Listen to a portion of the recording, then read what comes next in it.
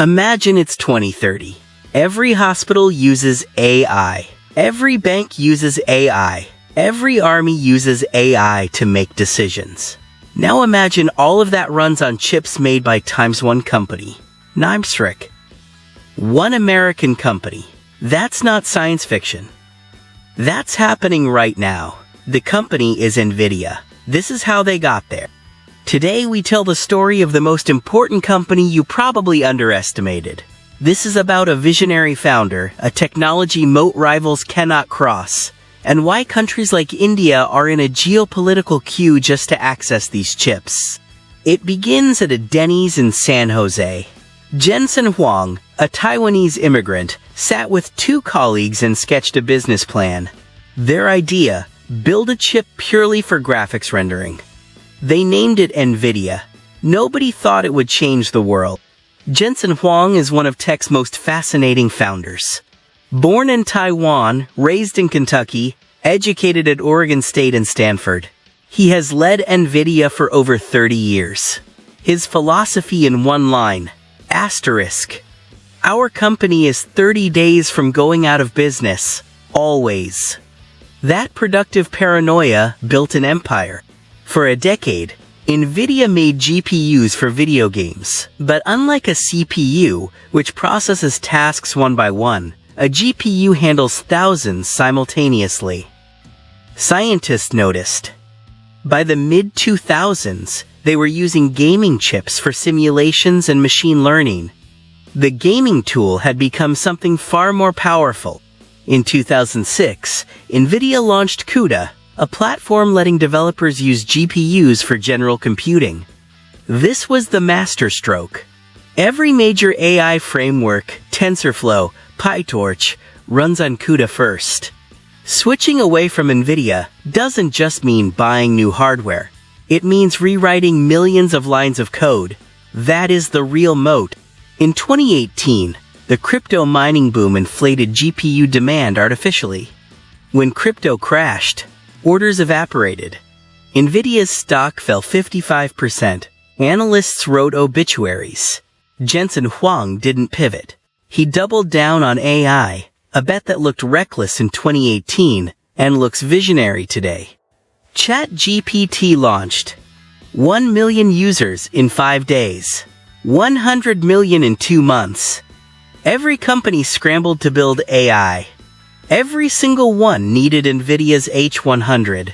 Lead times stretched to 12 months. Prices hit $40,000 per chip. Nvidia's revenue grew 122% in 1 year. Jensen Huang became a centibillionaire. The H100 is purpose-built for AI training. A cluster can train a large language model in weeks that would otherwise take years. Nvidia then announced Blackwell, the B200, reportedly 30 times faster for inference. By the time competitors match H100, Nvidia is already 2 generations ahead. AMD, Intel, Google, Amazon, all have tried. None have broken through. The reason is always CUDA. Hardware can be copied. An ecosystem of 4 million developers and 20 years of optimized libraries cannot be replicated in a product cycle. The moat is software, not silicon. In October 2022, the US banned export of Nvidia's A100 and H100 chips to China. Reason: national security. Advanced AI chips power autonomous weapons and military systems. Nvidia, a private company, became an instrument of American foreign policy overnight. China was 20 to 25% of Nvidia's revenue. Nvidia tried workarounds, the A800, the H800, chips designed to stay just below export thresholds. In 2023, the US closed those loopholes too. The message was clear. No path exists for China to legitimately access frontier AI chips from America.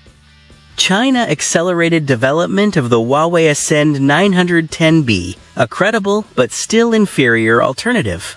Chinese tech giants stockpiled whatever Nvidia chips they could before restrictions tightened. The export controls slowed China's AI ambitions.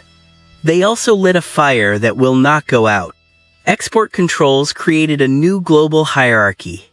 America's allies get first access. Middle powers, India, UAE, Saudi Arabia, are negotiating. China, Russia, Iran are locked out. Access to Nvidia chips has become a new form of geopolitical currency, as meaningful as oil was in the 20th century. In 2023, PM Modi met Jensen Huang during his U.S. visit. The agenda was strategic. India has the talent, the digital infrastructure, UPI, Aadhaar, and the ambition. But without frontier AI chips, India cannot train sovereign AI models. The meeting was India saying, "We want in."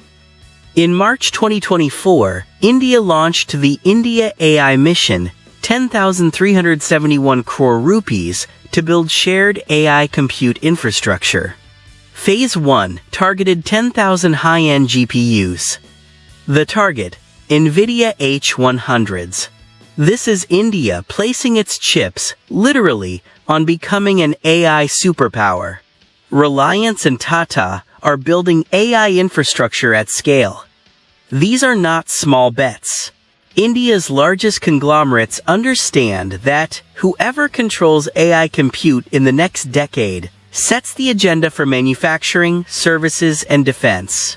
And today, that compute runs on Nvidia. One H100 GPU costs 20 rupees to 33 lakh. Training a frontier model needs thousands of such chips for months. India's budget can build competent infrastructure, not OpenAI-scale compute. India's smarter path: focus on AI-timed applications and vernacular models, not frontier pre-training. For Nvidia, India offers what China once did: scale, talent, and hunger without geopolitical risk. Jensen Huang has called India one of Nvidia's most important markets for the next decade. For India, Nvidia is a gatekeeper it must court today and build independence from tomorrow. Nvidia IPO'd in 1999 at $600 million. By 2024, it briefly crossed $3.3 trillion, the most valuable company in the world. To put that in context, Nvidia's peak market cap was nearly equal to India's entire GDP. One semiconductor company, almost as valuable as the world's fifth largest economy. Microsoft, Google, Meta, Amazon, collectively worth over $10 trillion, are all dependent on Nvidia for their AI ambitions. They are simultaneously Nvidia's biggest customers and its most motivated competitors. So far, none has succeeded in replacing Nvidia at scale. One ChatGPT query uses 10 times the electricity of a Google search. Training a large model consumes as much electricity as 500 US homes use in a year. For India, still scaling electricity infrastructure, AI ambition, and power infrastructure must grow together. The chip race is also a race for power plants. Nations are now building AI on their own data, in their own languages, under their own governance. UAE built Falcon. France built Mistral. India is building its own models. Every one of these projects requires Nvidia chips. Sovereign AI is both a genuine policy goal and Nvidia's most effective growth engine. Just as the world scrambled for H100s, Nvidia launched Blackwell, 30 times faster for inference. A GB200 rack costs approximately $3 million. The treadmill never stops. By the time competitors catch H100, Nvidia has moved 2 generations ahead. In 2024, both the U.S. Department of Justice and European Commission opened antitrust investigations into Nvidia. The concern: does CUDA lock out competitors unfairly? History tells us monopolies of this scale, Standard Oil, AT&T, Microsoft, eventually face reckoning. The question is not tariff, but times when. Nvidia's chips are all made by TSMC in Taiwan, a geopolitical flashpoint. If Taiwan faces a crisis, the global AI supply chain collapses. AMD is closing the gap slowly. Hyperscalers are investing billions in custom chips. Regulatory action could force open the CUDA ecosystem. Jensen Huang has anticipated every threat so far. He will need that instinct more than ever. Indian investors can't buy Nvidia on BSE, but the impact is real. Infosys, TCS, HCL building AI practices depend on Nvidia infrastructure. India AI mission creates procurement opportunities. Understanding Nvidia's dominance is the lens through which to assess every AI-related business, domestic or global. Nvidia's deepest lesson isn't about chips, it's about Cho platform thinking. Microsoft built Windows. Google built search as infrastructure. Nvidia built CUDA. In every technology era, the company that builds the foundational layer captures disproportionate value. Nvidia identified that AI needed a platform layer before most people knew AI was coming. Jensen Huang is not content-owning AI training. He is positioning Nvidia for robotics through the Isaac platform, healthcare AI through Clara, and digital simulations through Omniverse. If even one of these bets succeeds at scale, today's valuation is not the ceiling. It is a waypoint. 5 lessons from Nvidia's story. 1. Software moats outlast hardware moats. 2. Platform builders capture disproportionate value. 3. Geopolitics is now a core business risk. 4. India must compete on AI applications and vernacular models, not raw compute. 5. The next monopoly is being built right now. The question is whether India is building Nanit or building toward independence from it. The Nvidia story is both inspiration and warning for India. The inspiration. The right platform at the right time reshapes global power. The warning. Without sovereign semiconductor and AI infrastructure, India will remain dependent on foreign companies for the technology defining this century.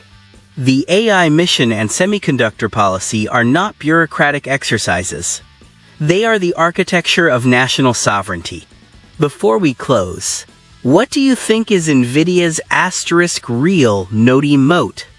Drop your answer in the comments. If you said CUDA, you've been paying close attention. If this video gave you a new lens on AI and India's place in the global economy, like, share, and subscribe.